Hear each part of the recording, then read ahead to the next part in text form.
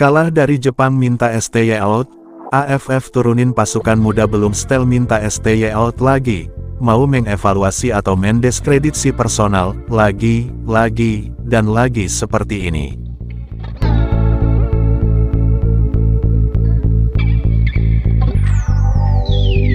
Selalu ada yang membuat anget-anget seputar timnas Indonesia jika sedang berlaga di AFF Cup. Awalnya, kompetisinya makin kesini, pasukan timnas muda yang digunjingin, realistis aja yuk, bukan untuk mendiskreditkan personal, semua demi majunya timnas, bukan golongan tertentu.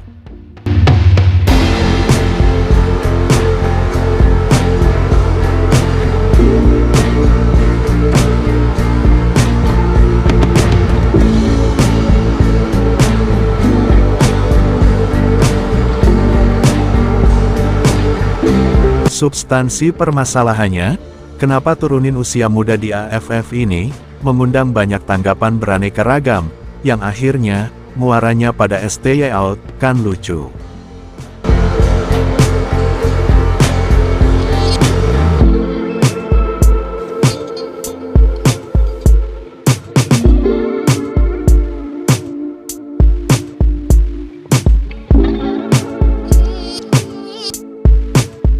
Padahal Pak Ketua Umum, Erick Thohir udah menyatakan dari awal, memang di turnamen AFF ini kita coba turunkan pasukan muda, yang rata-rata usianya 20,3 tahunan, ini gunanya untuk program jangka menengah dan jangka panjang, untuk jangka menengah adalah SEA Games dan untuk jangka panjangnya, AFC Cup U23 tahun 2027, di mana kita punya ranking 4, Pak Erick pun juga menjelaskan, kalau kita tidak mempersiapkan tim 17 dan 20 tahun, yang sedang berlaga di AFF ini, yang berusaha main di Piala Asia, atau bahkan Piala Dunia kelak, ya tidak mungkin, kita akan lolos. Kita dapat lihat juga, para pemain kita, dalam 5 tahun lagi, akan mulai masuk ke tim senior, makanya kita akan terus bangun, dalam paparan PSSI juga, Erick Thohir mengatakan, bahwa, dana kumpulan itu, akan digunakan membangun grassroots, seperti kompetisi Suratin, Pertiwi, semuanya kita bangun, bahkan ada yang luar biasa, kita juara dunia walaupun, bukan dari sepak bola 11x11, tapi di EA Sports, saya salut, tegas Erick Thohir.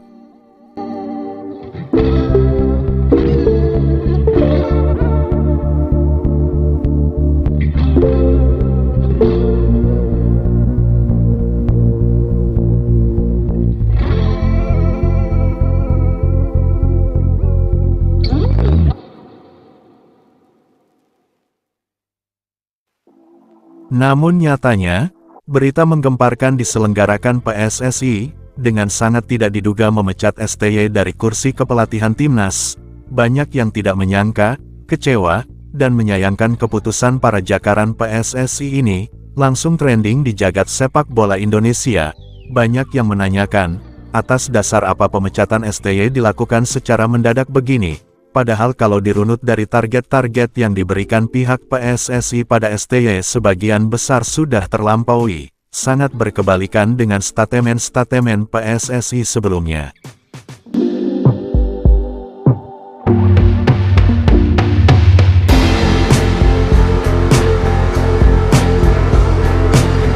Tidak dapat dipungkiri semenjak kehadiran STY menangani timnas, euforia masyarakat Indonesia akan timnas sangat luar biasa, yang tidak pernah terjadi dalam sejarah timnas sepak bola Indonesia.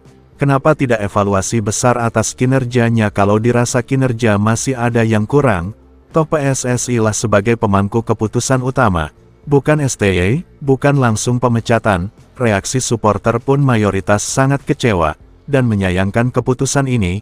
Tak pelak mereka bereaksi dengan mempertanyakan dasarnya, dan multitafsir di masyarakat luas makin melebar kemana-mana, dari tekanan mafia bola, dan tekanan dari para pembenci STY.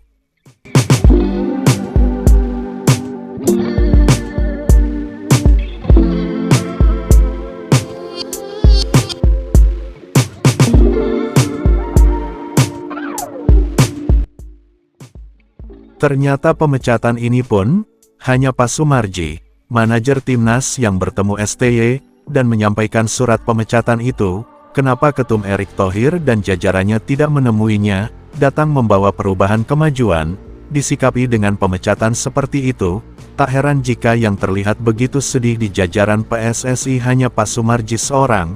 Apa sebenarnya ada masalah personal jika seperti ini kondisinya? Bahkan basis supporter terbesar Timnas Indonesia, Ultras Garuda dan La Grande yang dikenal setia mendukung Timnas pun mengungkapkan kekecewaannya secara langsung di akun-akun mereka, dan menyampaikan surat terbuka secara resmi kepada PSSI. Sebagai pendukung Timnas Indonesia, dengan hal ini semua hanya berharap kemajuan untuk Timnas Indonesia. Bagaimanapun PSSI yang punya wewenang memutuskan, dan kita sambut kepelatihan baru di Timnas yang telah terpilih. Semoga bisa lolos round 3 ini, dan Timnas Indonesia menggapai mimpinya ikut serta lolos Piala Dunia 2026. Sudahi konflik yang berkesan kubu-kubuan ini, karena kita semua punya tujuan sama, yaitu sepak bola Indonesia maju, dan selamat bertugas dengan kepelatihan yang baru. Bravo Timnas Indonesia, jayalah Garuda.